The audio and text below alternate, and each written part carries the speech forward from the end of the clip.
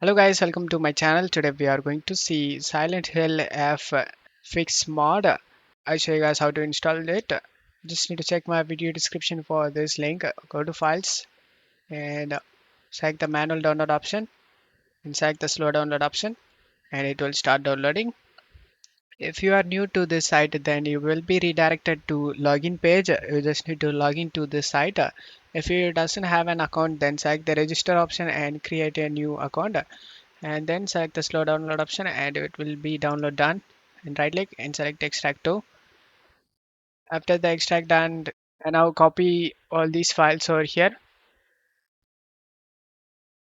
and open up new file explorer, go to C drive and navigate to the game folder guys. In my case this is my game folder.